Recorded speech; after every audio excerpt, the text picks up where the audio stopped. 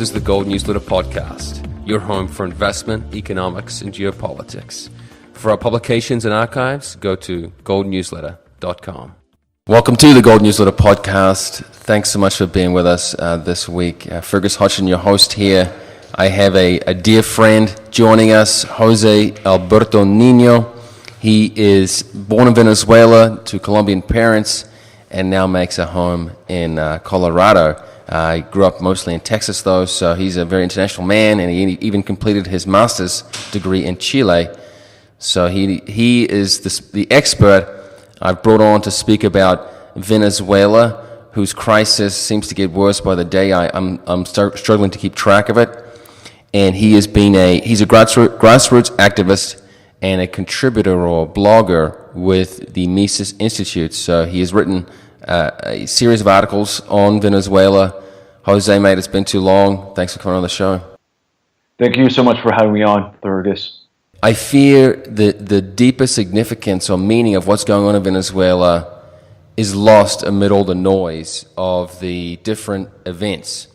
The news cycle, especially in, let's say, the American press, is just focused on certain absurdities, such as they're running out of fries at McDonald's, or there's no beer, or maybe prostitution is on the rise, and that doesn't really get to the heart of the matter. So, what is missing from the coverage that you're seeing?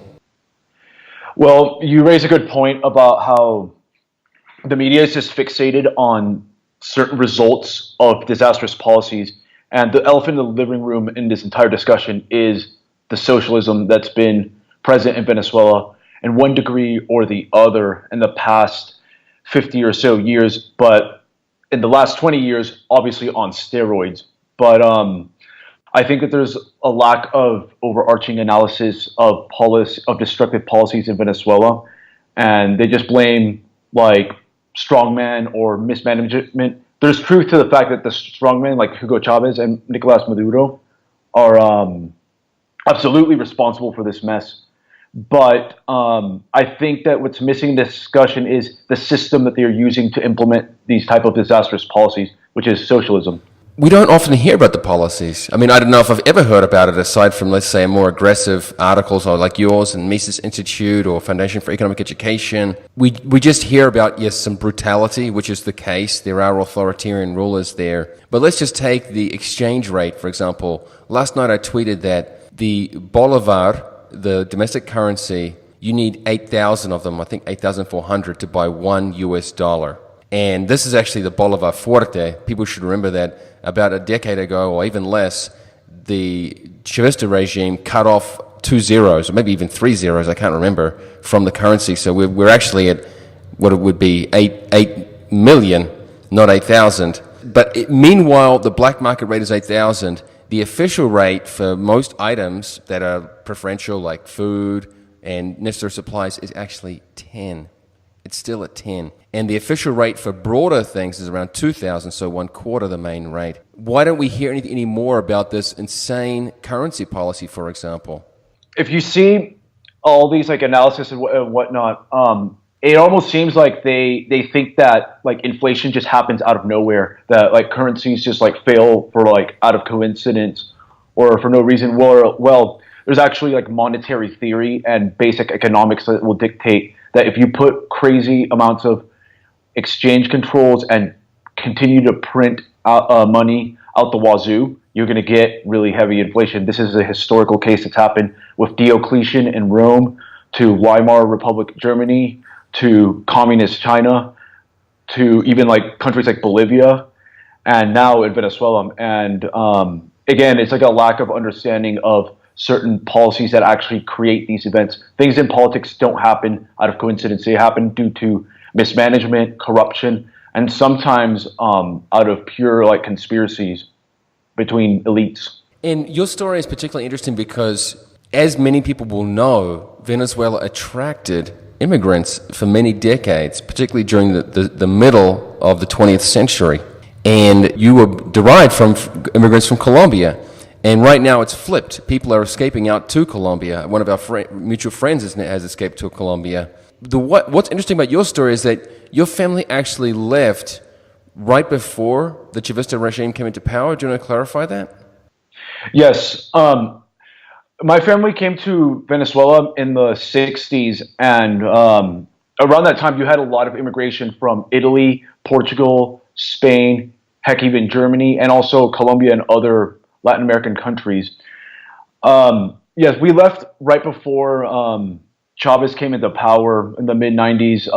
My parents left for opportunities, for better opportunities in the States, not necessarily because of political persecution, but they did kind of see some of the writing on the wall in the 90s with the Caracazo in the late 80s, and then like the impeachment of Carlos Andres Perez in 91, I believe, or 92, and the attempted coup attempts that something was going on, despite like it was still relatively prosperous, but they saw like something was going on and they found a better opportunity in the States and moved there, which proved to be pretty wise in their part. This political violence has been around in Venezuela for a while, and this Caracazal, I'm not so familiar with that one because it's happened, I mean, both when we were little bubs, so long ago, but so... That was before I was born, actually.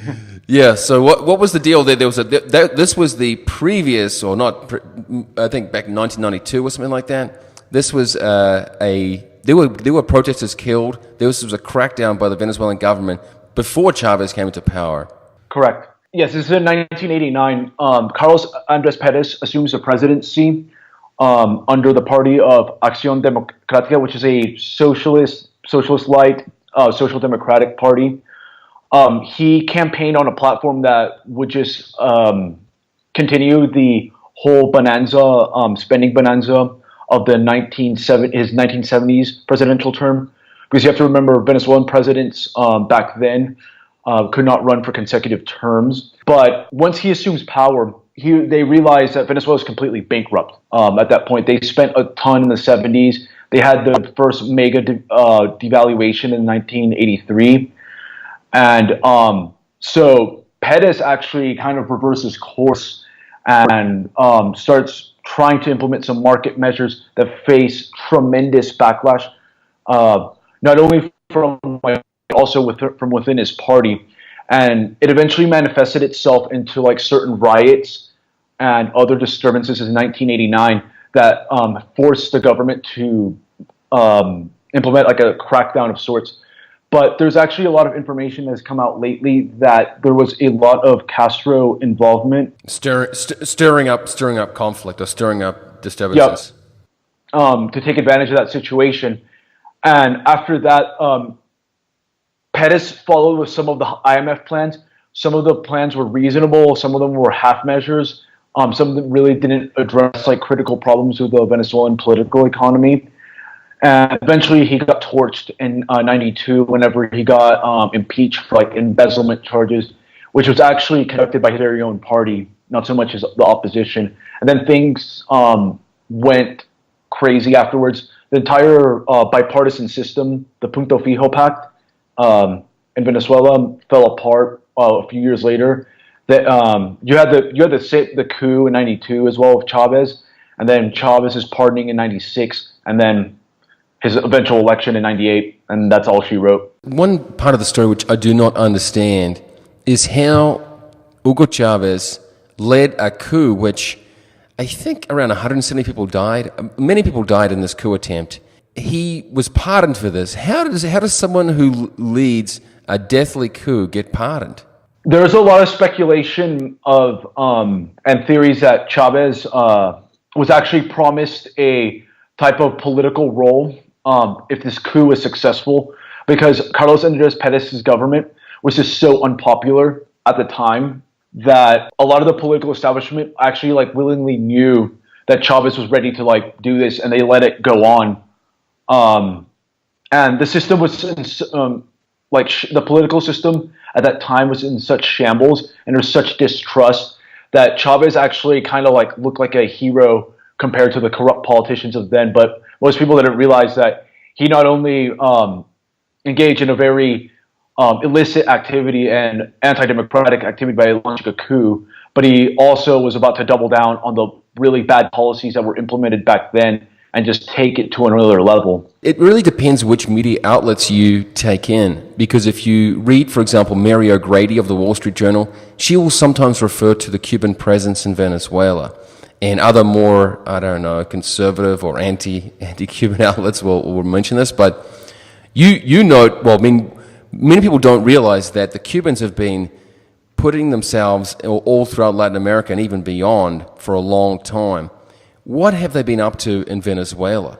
The failed Allende regime in Chile, the Cubans got smart and they started infiltrating like the militaries in other countries, a lot of the academia, to gradually condition these institutions to like communist, like subversive ideologies, and instead of just like focusing on the party route like they did in Chile. And with the case of Venezuela, they played their cards right. They infiltrated a lot of sectors of media, military, academia, so that when the time that Chavez came into power, or whatever demagogue would come into power, he would have all these institutions, or at least a good bulk of them behind them, and not be toppled in coups. My understanding is that there are around 30,000 Cuban state officials in Venezuela. That number may have grown in recent years, but now, so the Cubans are there, and things have gotten much worse. There was a lot of violence in the 1990s. In the 2000s, there were different constitutions put in place. What exactly unfolded during the 2000s? Yeah, Chavez basically overturned the Fourth Republic's constitution and created like the Fifth Venezuelan Republic through their new constitution, a very, very, very, very, very long constitution with tons of government overreach and an activist role for the state in practically all affairs. Historically speaking, Venezuela is a very constitutionally unstable country. I believe it has now 26 constitutions in its history. It seems like every political generation, a new constitution is written.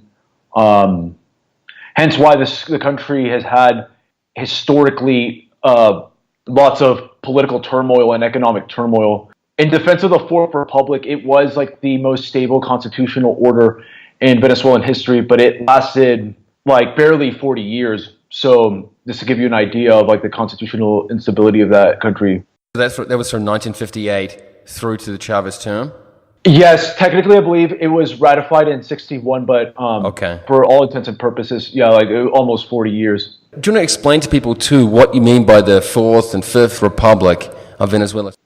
Technically there are 5 Venezuelan republics, but throughout its history, it's either been the United States of Venezuela, it's been the First Republic, Second Republic, or Third Republic. It seems that every 10 to 20 years, there's a change of a constitutional order, because Venezuela, from its independence until the discovery of oil in the 1910s, was generally a backwater that was run by warlords and petty tyrants known as caudillos. And in general, these governments were very unstable, very authoritarian, and at times could not even control the entire country. So you had a large degree of political uncertainty from decade to decade. It wasn't really till the discovery of oil that the Venezuelan state was able to consolidate and become a kind of modern nation state, if you will, and have more stable constitutional orders. When Chavez came to power, for example, he added an additional star because there were 7 and now there are 8 on the flag, and this 8th star signal is a symbol of one of the provinces that is a part of, I'm trying to think right now. Guyana. Man, I'm getting my geography lost right now, because there are 3 little countries right next to Venezuela, yes. French Guyana, and Suriname, and no one really talks about them. Exactly. So Chavez, he changed the name of the country to the Bolivarian Republic of Venezuela. I think the real question that people ask now is what will come of Venezuela, right? What is the future of this country? Well, that's a good question. At this point, the country is basically going through a societal breakdown, political breakdown that I think could possibly turn into a civil war of sorts. And it's not like a government versus opposition civil war. It could be government versus factions of Chavismo type civil war, because the fact is, Chavismo has made unholy alliances with a lot of criminal elements and underworld elements. And as the saying goes, there's no honor amongst thieves or even loyalty. So, and with situation is as it is right now,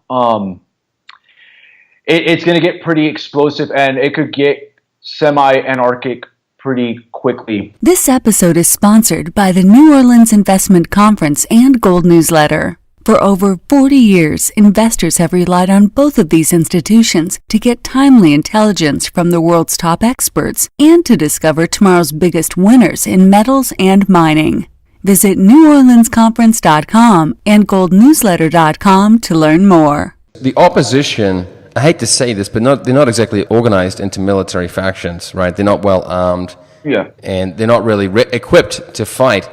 And the Chavistas, they are. I mean, they have all these rogue little mercenary groups, the Tupamoto, and then they have the FARC, who they're buddies with, and they know how to fight as well. So it's a bit of a mismatch in terms of a fight. That's why I think the opposition are smart enough to be pretty non-violent. I mean, of course, they might burn things for now and again, but they're not exactly fighting a war. But so you see the actual Chavistas themselves coming apart.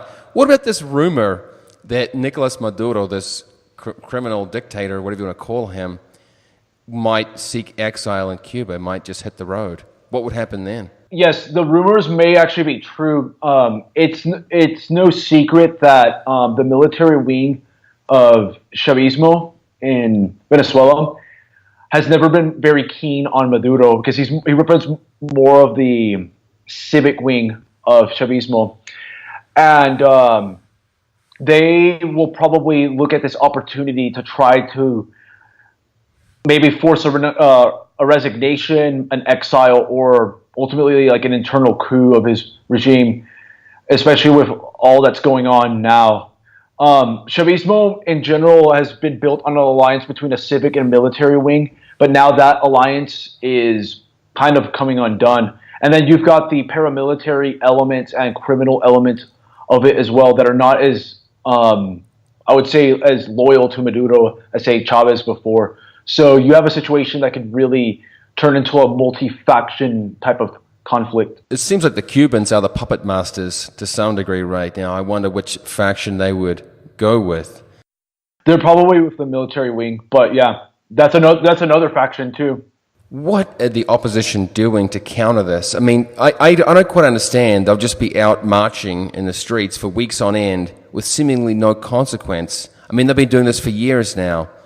Why have they gotten just no results? It's as though the regime they don't even care. You go and march, they'll shoot a few people, and you go back home, and then nothing changes. The opposition needs to do more of this protest, do actual more productive forms of civil disobedience, and also probably start building more effective political parties that will name a transitional government or a parallel government, and try to get much more foreign support at this point in the game. I think the mood engages in a lot of tactics that just gives the regime more time to run out the clock and just destroy the opposition's morale. With so many people leaving Venezuela, it's a vote of no confidence ultimately, not just in the country's economic state, but also in the mood's political leadership. They need to be taking. Let's just clarify. The mood is the Unity Roundtable. I think that's the English translation. Yeah. That's the opposition alliance or coalition. Yeah, so they are struggling to get anything done. But is there the opportunity, for example, to have an alliance between this military faction and the mood and the opposition? Could that happen? And one obstacle, which seems clear to me, is that the level of corruption and enrichment that has gone to these military types is just over the top. And I guess they might fear that should the mood get into power, then they would be revealed, or there would be consequences for their corruption? There is potential, and it is kind of an unholy alliance, but a lot of dictatorships have ultimately been toppled by opposition figures teaming up with dissenting figures of the political order. The only problem with this type of unholy alliance is that they may successfully topple the Maduro government, but they might continue a lot of the graft and policies that have remained in place in Venezuela for decades on end, and not be that willing to undergo reforms that will make Venezuela a stable country again.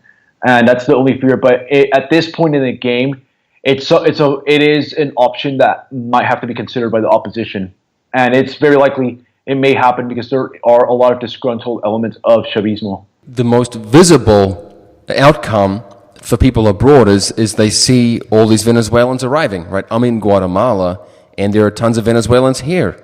And Guatemala isn't exactly known for being a wealthy place. So if they're fleeing to Guatemala, it suggests that there are challenges back home, let's put it that way. Preparing for this show, I wanted to have someone on the ground in Venezuela, and I have a good friend, Marcela Al-Bahari. I'll recommend her Twitter for people to follow. And she couldn't make it because she's actually fleeing herself. She's going to stay in Florida for a while. So what will become of the Venezuelan community around the world, the diaspora? Well, it's just going to continue to grow, especially if the mood just does not take any concrete measures that actually can oust Maduro and implement a new type of governance and whatnot. It's just going to continue to grow. And it's going to probably end up being a lot of other diasporas that have fled very hostile situations in the past if there's not political action taken to stop the Maduro regime. What about the likelihood of anyone ever returning?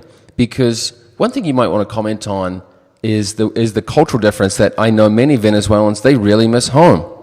But the problem is that the home that they miss or that they're nostalgic for no longer exists. So could there ever, let's say there were some kind of providence and somehow the mood were to get into power and Maduro were to run off to Cuba and hide away, would people actually go home? Yeah, a good deal would probably go home. I believe Venezuelans are very attached to their homeland and are very nationalistic in that sense. And most of them are leaving because of just necessity, because of their inflation, crime, and lack of economic opportunity. That being said, we don't know what it's going to look like if the mood is in power for 5 or 10 years and then they just lose it immediately because they don't implement the right reforms, and then we go back to almost a drawing board because Chavismo, hate it or love it, is very, very ingrained in the political psyche of a lot of Venezuelans in one way or the other. Just like in Argentina, you have Peronismo that's been ingrained in a lot of political parties for decades on end, even after his death. So you and I, we've both followed Venezuela. I mean, you're closer to it than I am, but I was astounded to hear of so many people in Venezuela who actually supported Chavismo, who were Chavistas, and they wouldn't hide it. I couldn't believe it. It was as though they lived in a fantasy land or some different version of reality. So that's one thing I fear too, that we should not underestimate the support or adherence to this, I guess, mishmash of socialist sentiments that is Chavismo. Is there any other message you want to get out that I've not touched upon or not asked you about? I think that people have to understand Venezuela's overarching history in the past 50 years or so to really understand why it's gotten to this point, because it's flirted with social democratic socialist policies that have incrementally gotten worse and worse. And just great civilizations like Rome, they didn't just build themselves in one day. They also destroyed themselves over periods of time through progressively worse and worse policies. And the same case happened with Venezuela. And it's a warning to a lot of bloated welfare states, especially in Europe, that this stuff can happen if you continue to let really corrupt politicians and destructive economic policies become the norm in your country. José Niño, you should follow him on Twitter. I connect with him a lot there. And also, I will post his 2 articles, his archive, at the Mises Institute, which are excellent. So they're a great source. Jose, mate, best of luck with your continued work there in Colorado, and we'll be in touch. Thank you for having me on, Fergus. It's a pleasure talking to you.